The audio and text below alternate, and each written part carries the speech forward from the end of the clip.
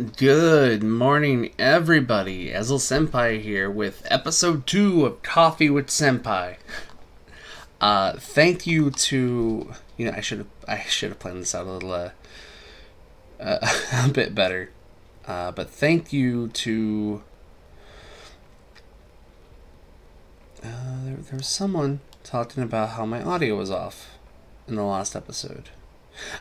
ZRV, thank you for pointing out that the audio was messed up in the first episode. That's what the pilots are for. They're for test running. Clearly in the editing process I goofed up, so thank you for pointing that out, and I appreciate that. I went back and I was like, oh yeah, this is pretty bad. So thank you for pointing that out. So today with Coffee with Senpai, episode 2. We're a series now. Let's do this. Got my coffee. We got news. We got fun times, and if you're just joining, say hi in the chat. It even says test on the screen. That's funny. I fixed around the layout a little bit. The Ketterfly's not in the corner. Well, avatar's there in the corner on the right. The chat box is a bit more readable. So let's just get into it. I think we're in the best timeline now. You know, after so many months and maybe even years of a lot of premium issues, we finally have the nuke we've been waiting for. We have been Thanos snapped by Mori himself. Oh, it feels good. Like, it's weird. It's weird, but it feels good. So, with Coffee with Senpai, for those who are just joining in or didn't watch the first one because the audio was messed up, I'm forcing myself to make more content because I haven't. And I feel like for my own mental health, I need to. I'm a very creative person. I have lots of ideas, but just haven't been able to channel that into something lately. Now I can. I have all these ideas, and this is one of those ideas. If it's good, cool. If not, well, I'm doing it for me. Okay, let's knock one thing out real quick, and that is the Grand Ezel reveal. So, first off, I love this art. This art is amazing. I'm looking forward to it. Like, the other, we got White Lion and Bad Demoness. Those pictures I don't have on me at the moment. But Grand Ezel, it's so cool. But, I also mentioned on Twitter, I'm a little worried. Because its abilities, while its abilities are unknown, it does support previous Ezel cards and can essentially unlock. So that has me okay, the supporting previous Ezels, that part has me worried a little bit.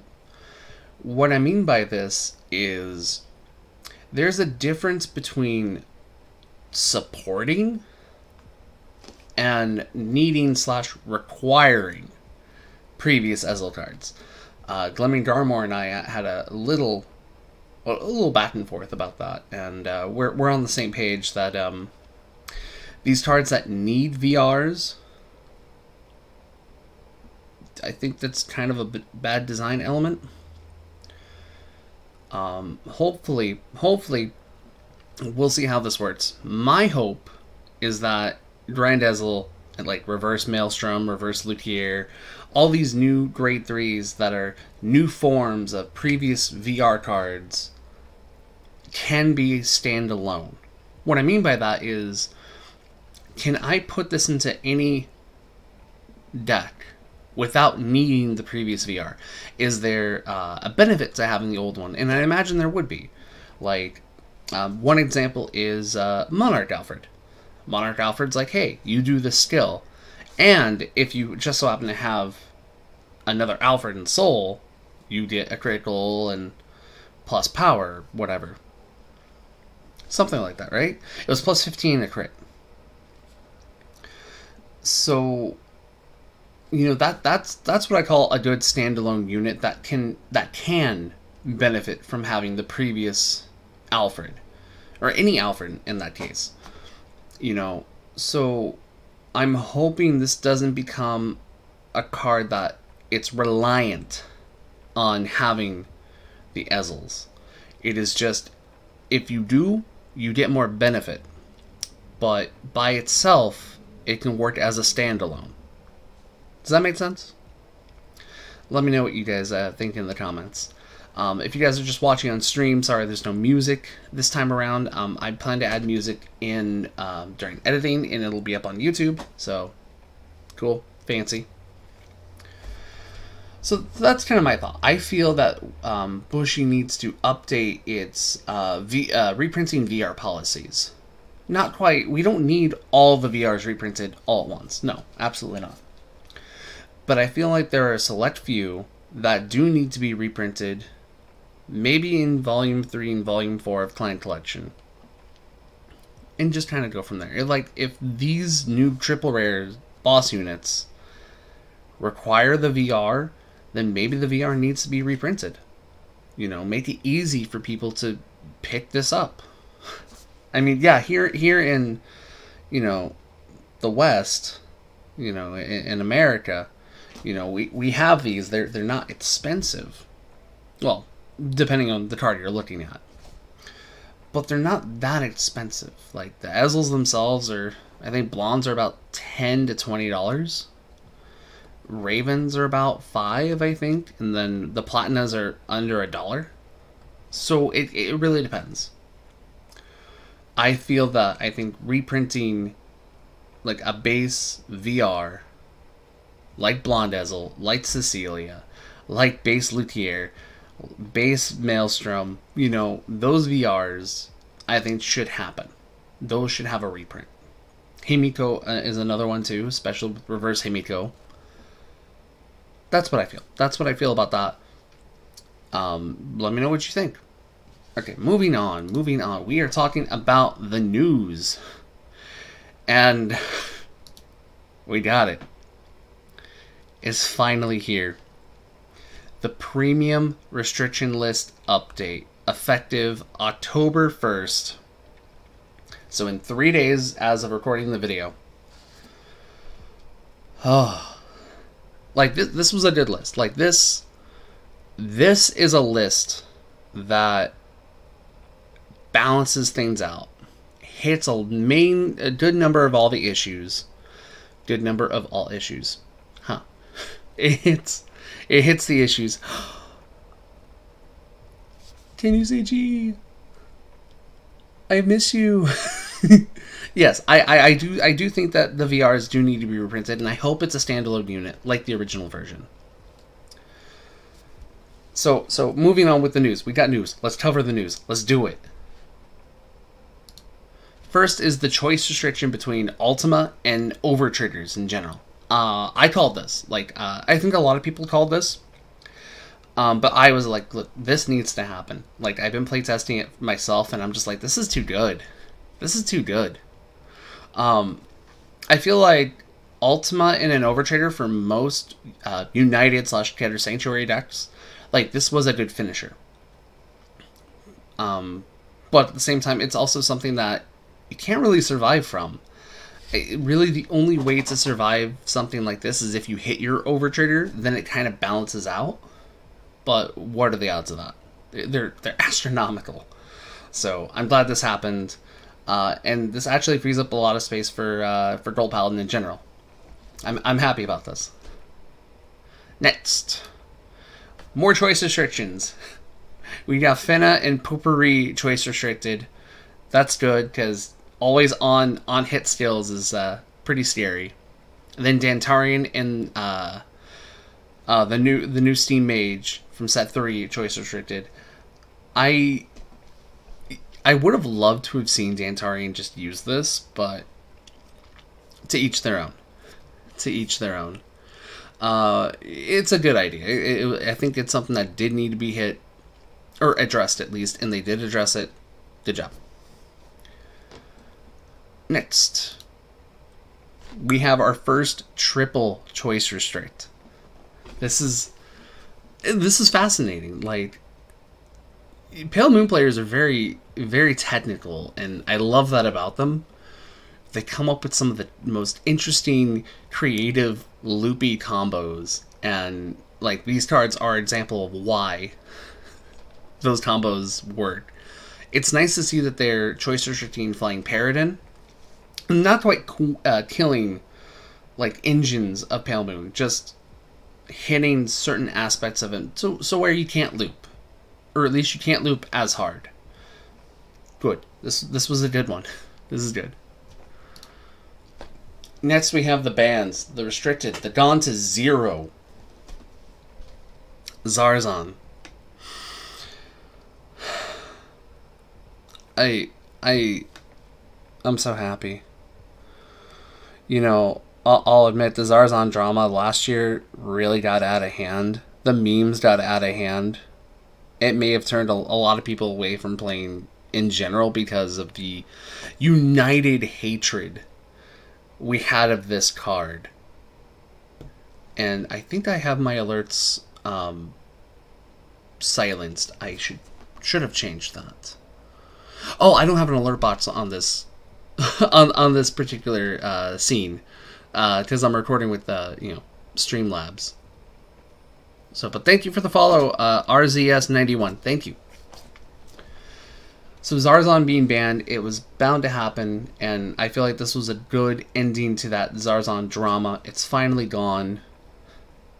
We can move on. Tempest Sphere, on the other hand, was welcome, longtime fan. Thank you. Thank you. I appreciate it. I'm glad you're here. Hope you're having fun. We're having coffee, because it's just after 10 o'clock here where I live. That's good coffee. So Tempest Sphere. Tempest Sphere getting hit.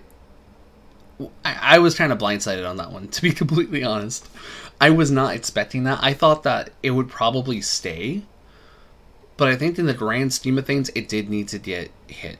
Because, no, we don't need things like that to happen. This will make Cyclone drop in price, thankfully. Because no one's going to want to play the vanilla builds anymore. I imagine Neonectar probably would still play Cyclone, regardless of Katrina being still banned or not. The Tempest Sphere definitely hurt my wallet, for sure. I only have 3. At least now I can get the playset and just have for collection, or for fun playtesting, or just fun theory crafting, you know, whatever. It doesn't matter, it's banned. You can have a playset of it. Freezing Witch Bendy. So I have a friend who constantly drags on me for playing Gold Paladin, and because I play a superior ride version, and then it's like, it's too broken. So what? You get your 1 drive check, but you get like 50 attacks. I'm like, no, dude. No. Fred. We're gonna call him Fred.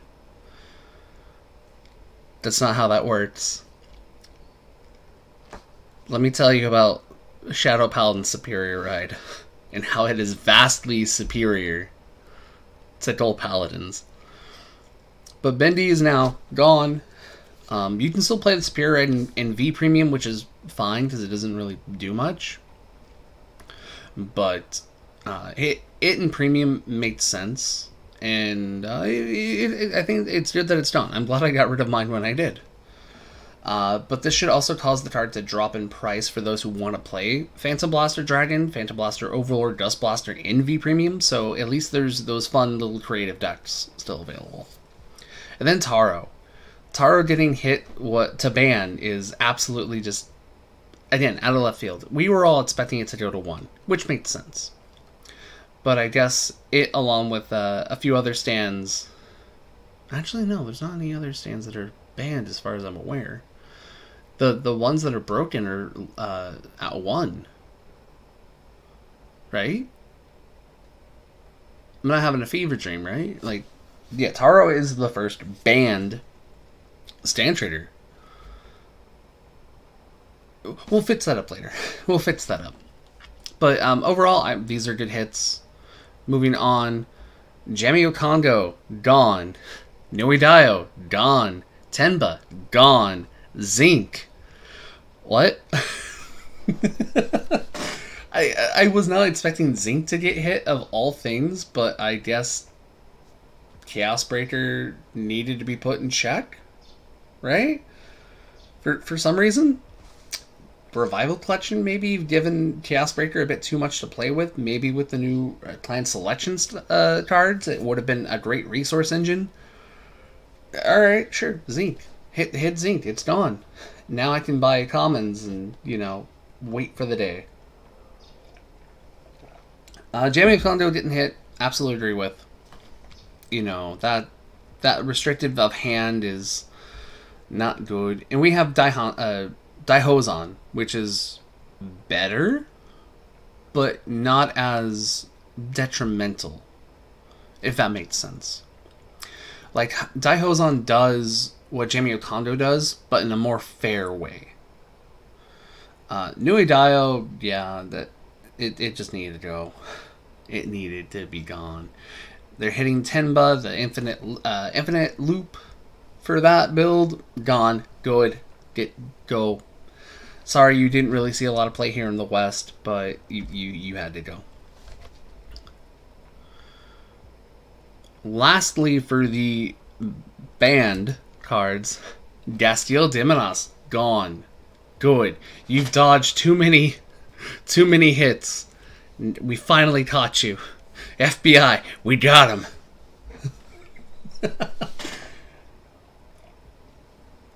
We got him. We got him, boys. So now with Gastiel Diminos banned, this makes building any Dark Irregular deck in Premium, or even card designing for Dark States, a hell of a lot more flexible. Because now the designers don't have to worry about its interaction with Gastiel. I mean, yeah, there's still going to be like the NLK plays, there's still going to be the Shahara plays, there's still going to be the regular Gastiel play, but it's not going to be as oppressive as Gastiel Diminos. So I'm happy that's gone. Visible Songster, you know, I thought once you hit Flying Paradin, the loop deck would just die. But hitting the main grade 3 for it, yeah, no, it's uber gone. It's gone. It's gone, Jimmy. It's gone. And then Chua being banned, it makes sense. I mean, if you're gonna hit Superior Rides, that's definitely one way to do it, because the Riviera Superior Ride was just, it's so good. But now it's on par, like, it doesn't happen. Or no, this card actually does the Superior Stride. So while Riviera still has its Superior Raid engine, it doesn't have a Superior Stride. Which, to be fair, the Gold Paladin Superior Stride is arguably weaker than the Bermuda Triangle Superior Stride.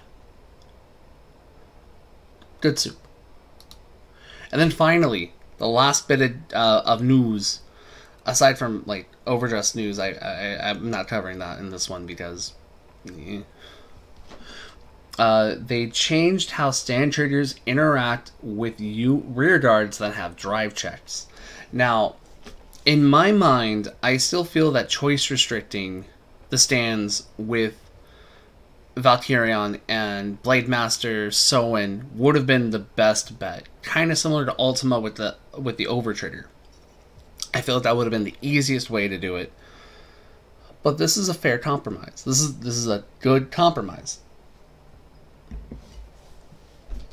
What I mean by that is from what I understand. Now, someone correct me if I'm wrong, because I might be. But how this works is you technically still could play the 12 stand, 16 stand build. It's just that after the first stand, once you get that stand trigger on Valkyrion, for instance, that next attack doesn't have drive checks. And I think that's perfect. I think that is a fair compromise for these types of strategies. I don't want to call them gone. They're not dead. They're just gimmicky at this point. You know, you can still restand your Valkyrion, you can still restand your Vision Token, but on that second attack, it loses the drive check. And I think that's fair. I think that is absolutely fine. I still think the choice restrict would have been better and more effective. But taking away the drive check after it restands, I think is probably more effective. Good job. I like the deck's playable still, but it's not as gimmicky. It's not as oppressive as it was. So good job, good job, El Doritos. And I think that's it for the news. Like, yeah, that was it. That was news. We did it. We talked about the news. We did it. So what do you guys think of the new premium restriction list? I'm super thrilled about it. There's a lot of things to work on. There's a lot of things to play with. There's a lot to do. Vanguard's one of those games where you can be as restrictive as possible, yet within those restrictions, there's still so much more you can do. It's like you have a box. You have a wall. You're surrounded by like a small box room. But while it doesn't expand horizontally, you can just go up. It's a weird analogy. I'm sorry. It's an odd. Blaster Blade laughs at Valken Vision Token. Yeah, I agree. Because Blaster Blade was basically doing what Valken Vision Token will be doing from here on out. Oh, man. Like, it's good. Like, it was good. And, like, this is good. This is a good hit. I feel Premium's going to be in a really good state. I feel like more people will want to play Premium as they experience more in Standard and V Premium. They'll want to just experiment with Premium and just have fun. And I think that this was good. Are there strong decks still? Yes, there are. But the number of strong decks... Well, okay, the top decks got touched. They all got hit. In some way, shape, or form, they all got hit. There's still... there's other gimmicky decks running around that I still see could be an issue, like 16 crit Dragonic Overlord. Good morning, Dorsey2135. Hello, did I say that right? Probably. Overlord's going to be at the top. Yeah, I agree to an extent. I think it is going to be the front runner for best deck in Premium at the moment. Because it's going to be able to just go 12 or 16 crit, and you'll be able to use Twin Butler Dragons for free. I think it's still it. I think it's a 5 attack deck still. It's going to be good. It's a front runner at the moment. But now what's cool is we have a lot of breathing room to expand, to refigure out how to shape the meta, or even try brand new different tactics that no one else has really thought of. That's what I love about this game is, yes, you can put the restrictions there, but those restrictions don't entirely matter in terms of deck building. Is Ezel at the top? I don't know. The Ezel deck in Premium hasn't really done a lot. The most recent Premium Ezel deck I saw top played a Zarzan engine, and now that Zarzan's banned, I don't think that that's going to be the case. We don't know. Maybe. It can still Superior Stride. It can still Turbo Ultima. But since Ultima and the Overtrader are choice restricted, it's easier to play against. So if you're playing against an Ezel deck, they're either still going to play Ultima and stack the 2 crits, or do the crit and stand trigger thanks to thanks to Catch-Doll being reprinted and Revival Selection. Or they're going to just go with some other build with the Overtrigger. So we'll see. We'll see what happens. I don't think it'll be the top. but I do think it has potential. Like all the decks have potential now. Like Overlord definitely is a front runner. Not going to say it is the top, but it is a front runner. Do you agree with the current sentiment around D standard? What's the current sentiment? Because I have my own opinions about D standard, as in people not liking it and wanting to play V instead.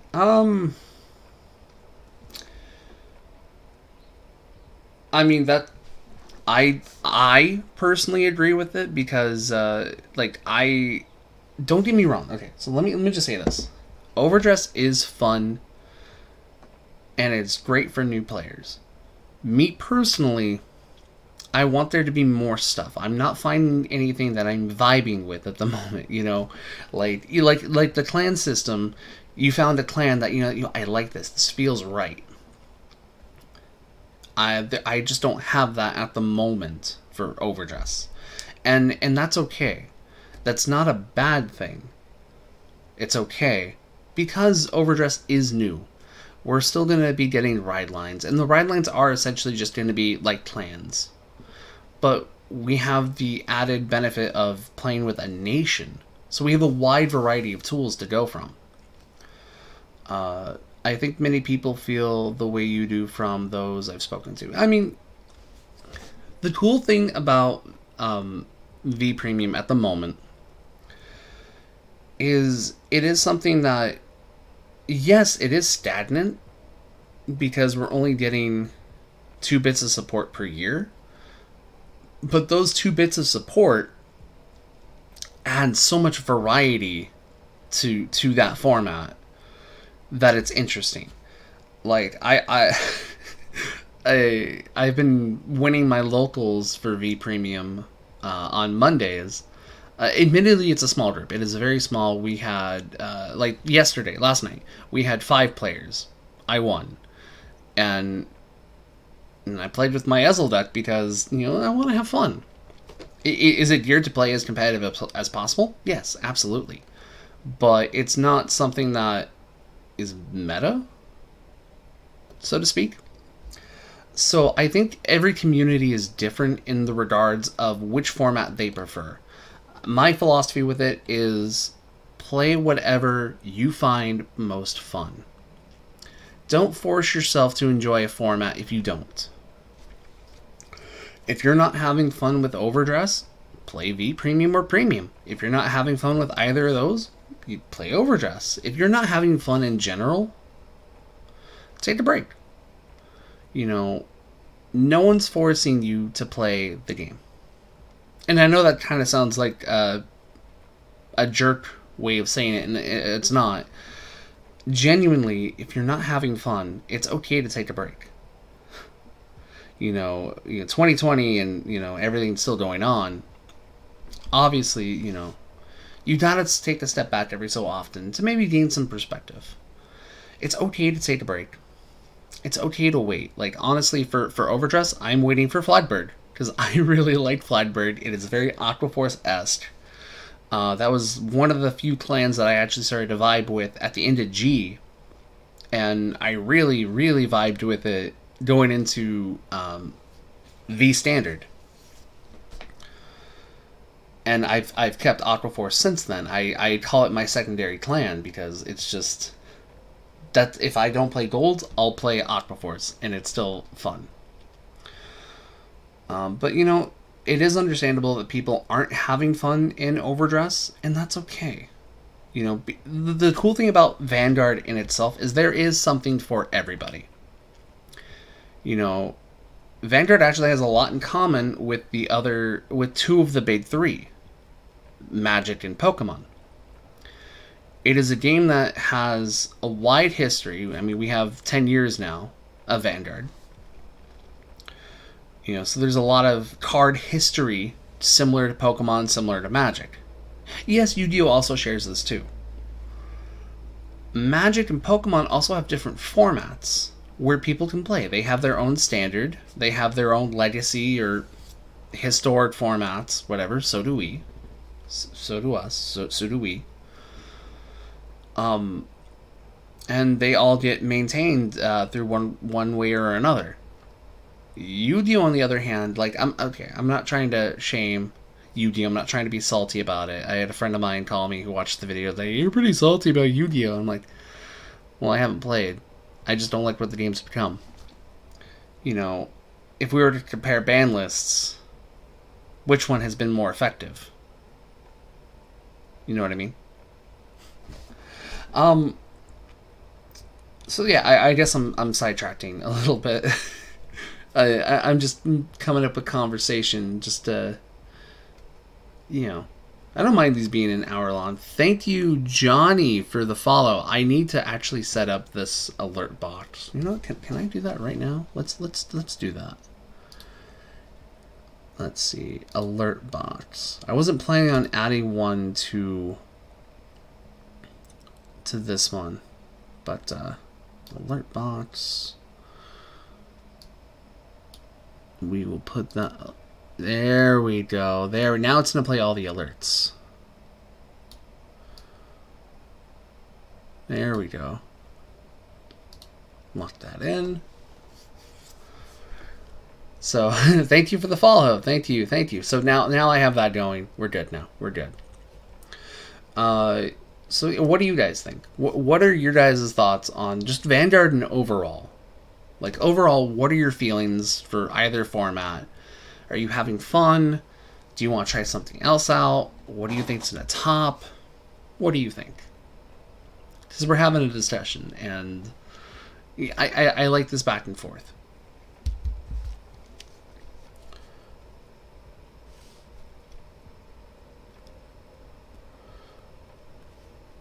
Otherwise, we can just kind of vibe here for a moment and just have fun.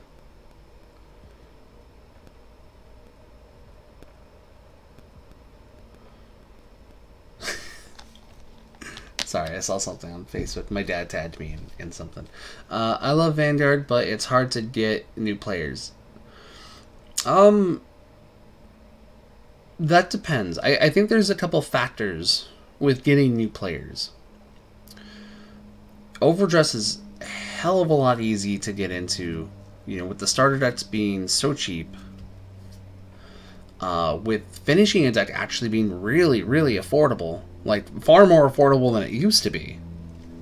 But yeah, no, I can imagine, you know, it can be tough. But I think if someone has a genuine interest, and as long as you don't overload them with so much detail, I think they'll show up and they'll play.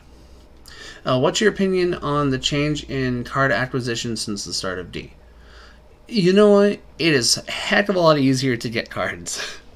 There's a lot of supply out there, thankfully, so the demand for them is lowered. There are certain cards that are still kind of up in price because they're like key staples. Like, for example, the Overtraders are still around $10, averaging between all 5 of them. The Nation ones, by the way. The Cray Elemental one's still, like, easy to get, and I think that one, in the long run, is probably better. Like the other ones are very specific to their builds, and that's fine. But I think if you're just trying to play, like, a premium deck, and you don't know which Overtrader works for you, the Cray Elemental one is definitely probably the best one to use just to figure things out, and probably in the long run, probably the best one. I like that SPs are cheaper. The fact that we get 1 SP per box is amazing.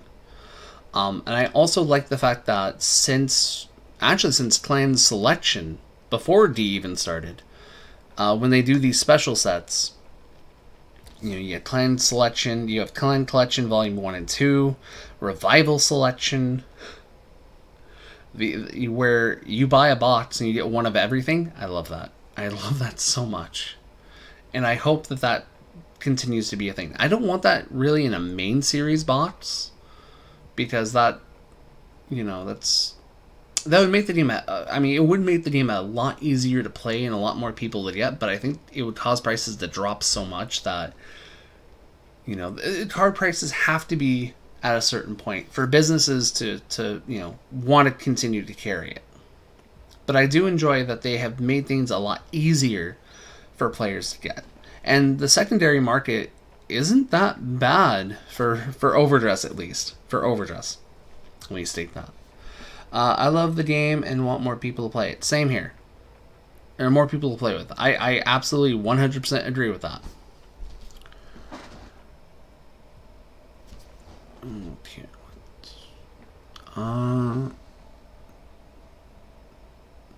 We're going to wait for the chat to load because... oh, here we go. Here we go. Okay. Do you see newer players joining into V Premium? In theory, they should be able to join easier. So, yes and no. There are a few new players jumping into V Premium that I'm aware of. Because it's Monday and they have nothing else to do, I guess. But it's really the players who are jumping in from Overdress to V Premium and they're expanding their knowledge. I think it's a good idea. Is it easier though? I'd say with like products like Clan Collection and Clan Collection, like those sets do make it easier for players to play. PGs are cheap. Your grade 3 searcher is going to be cheap. You can build a decent deck out of that alone and just extras from other boosters. It's fine. But as I mentioned earlier in the stream, we'll go back to this. So with Clan Collection Volume 3 and 4, and then Theory 5 and 6, we're getting cards that are new forms of existing cards. And because of it, so Bushy has this weird VR protection time limit, or a time limit to reprint VRs, and they stated that they don't want to reprint VRs until 2023. However, with Clan Collection Volume 3 and 4, we see Grand Ezel, we see Reverse Luthier, we see Reverse Maelstrom, we see Reverse Himiko, Reverse Cecilia. We see these new units, new forms of existing VR cards. And I feel if a new player who's coming from Overdress wants to play these new specific builds, and if these skills end up needing the VR, that may discourage them a bit because some of the VRs are really expensive. I mean, compared to Overdress prices, it's like buying an Overtrigger, but 4 times. So it's kind of... We have to see. We have to wait and see. Hopefully these are standalone units that get a benefit from having the VR. But if you don't have the VRs, the cards themselves can work by themselves. It doesn't punish you for not owning them previously or not picking them up. So that's my hope. So let's see here.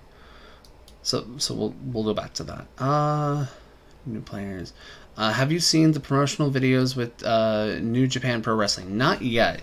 I've been seeing a few things from that. I've seen a few memes where Kidani got his butt kicked, and I want to look at that just for meme material, but no, I haven't seen that yet.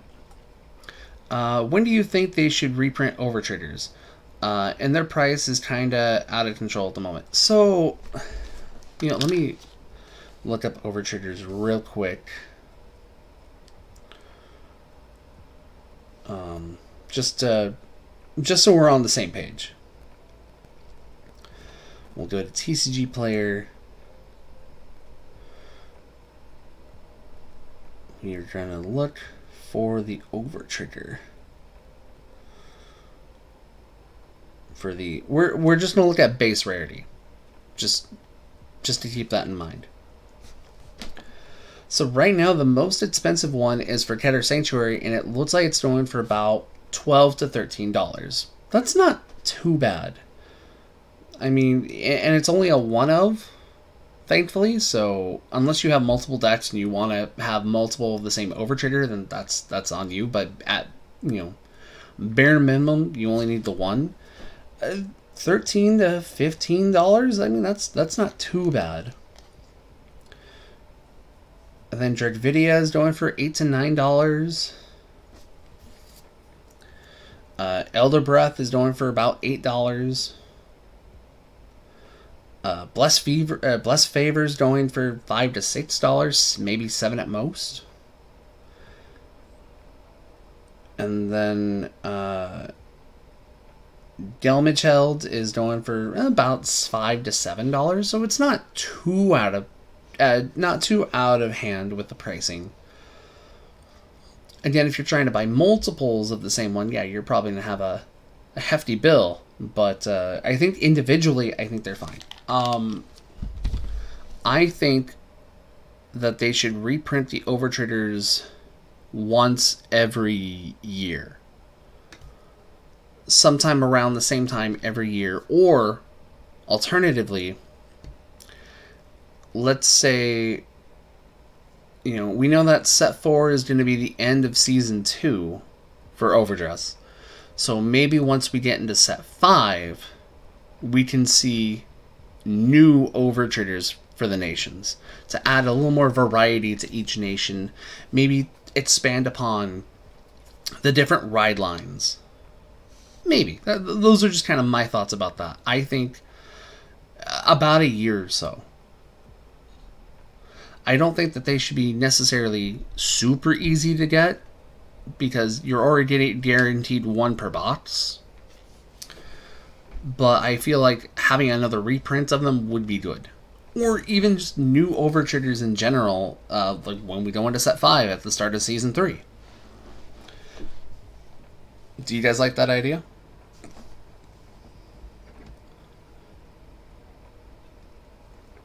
That's good coffee. You know, I need to really look into getting one of those, oh, it's a little office thing where you get a little pad, and it's a special, like, copper bottom cup where you can wirelessly, like, heat up your coffee, and it keeps it at a certain temperature. I'll look into it. Overdress should introduce some type of, like, some type of limit break. Maybe. I wouldn't want to call it directly limit break, but it would be interesting to see some order cards or blitz orders have some sort of an ability based off of your damage, like a soft limit break. If you got 3 or more cards in your damage zone, your one of your units gets plus 20,000 power until the end of that battle or something, or like as a blitz order. But limit break, I don't know. Like, it would be cool, but at the same time, having something like a limit break kind of limits deck design. And with how the ride lines are currently, I don't think that's a good idea. Maybe if, like, you could probably do something like that to rear guards, like, especially in Dragon Empire with a new Verena that maybe gains power based off of where you're at in damage. If it's like, oh, if you have 4 or more cards in your damage, you can discard a card and restand it. Or if you've got 4 or more damage, it gains a crit. Or if it hits, it does something. You know, something along that. You can play around with the card design, but not necessarily make it be limit break. We've seen that with cards like Raging Form Dragon and Spectral Duke Dragon, where they have a soft limit break skill, but it's not quite there. Know what I mean? Like, Duke is more effective at 4 or more damage, and Raging Form gets more advantage out of having 4 or more damage. But, you know, again, it depends. But thankfully, like, they can do that. They can. And that's the great thing. They can. They can absolutely do so. But I wouldn't want to call it directly a limit break. Not for ride lines, at least. Not for ride lines. Because I think that limits card design. But in rear guards, sure, why not? One idea, I mentioned this on Twitter, and you guys totally go follow me on Twitter and Facebook. I pitched the idea of a encounter card set. So they said they don't want to do. They only want to put encounter cards into the game once a year. They don't want to flood the booster sets with encounter cards. So I figured, hey, you know what'd be cool is if you did if they did a special set like Clan Collection, like Revival Selection, where you release 7 cards per you essentially it's 24 ride lines. Each ride line has 3 additional cards to it. So you have a starter, your grade 1, grade 2, grade 3, and then 3 additional like support cards.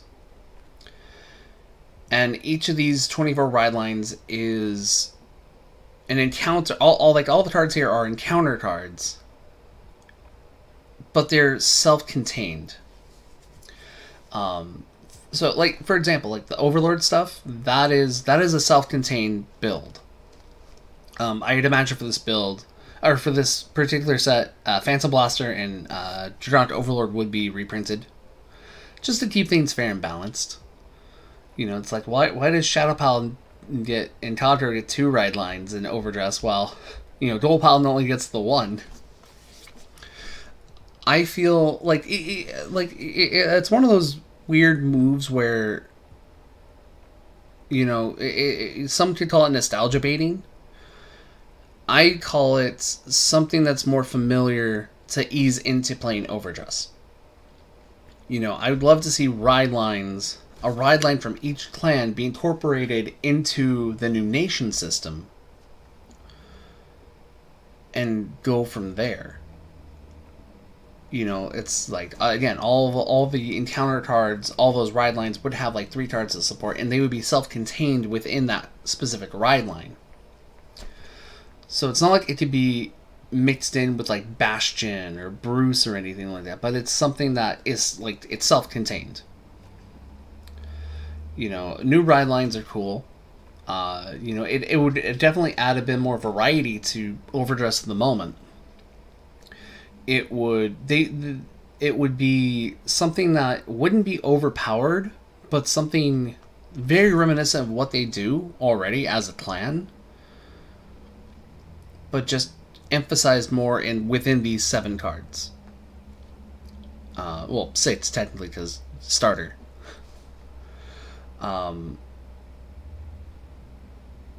Yeah, just this way, like if you have a favorite clan, like if you're a Shadow Paladin main, well, sorry, bad example. If you play Royal Paladin, for example, you really like your Blaster Blade, you like your Keenanites Alfred, and you like your Little Sage Marin, you like your Barkle, you know, that could be a ride line. And then you have like 3 other cards for support, like Wingle to be a support card. You know what I mean? You get where I'm going with. Like, it'd be a self-contained archetype within 7 cards, 6 technically, that could utilize what every nation already has, and give each of those nations a bit more of a variety when it comes to ride lines. Yeah, like Keter would get 6 new ride lines, Dragon Empire would get technically 4, because we already have Juggernaut Overlord, but we would reprint Juggernaut Overlord for the sake of this set. Same with Phantom Blaster, so that's 5, but plus 1. You know, Dark States would get 4 new ride lines. This way you can also have Lost Legend actually do stuff. I feel so bad for Lost Legend, but Lost Legend makes sense to use instead of Chronojet in terms of like if it's like base, like original main boss units, but you don't want to, you go into G units or G era units yet. That's where Lost Legend would come in for Dark States. You know, Stoichea would have 5 ride lines. Lyrical would probably get the 1, and it could be whatever.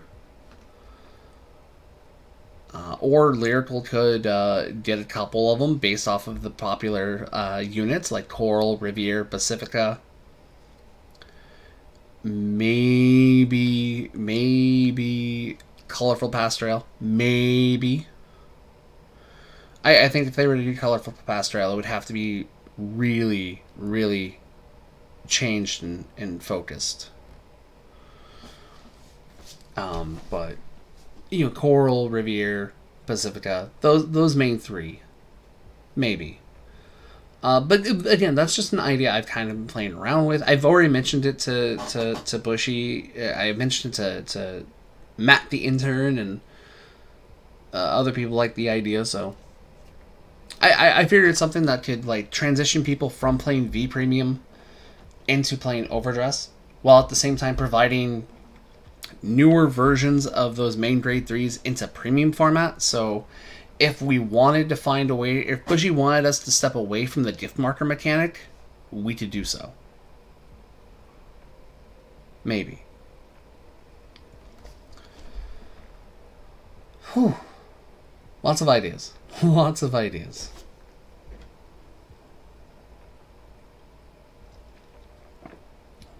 If you're watching this on YouTube, you're probably vibing out to whatever music I put into this.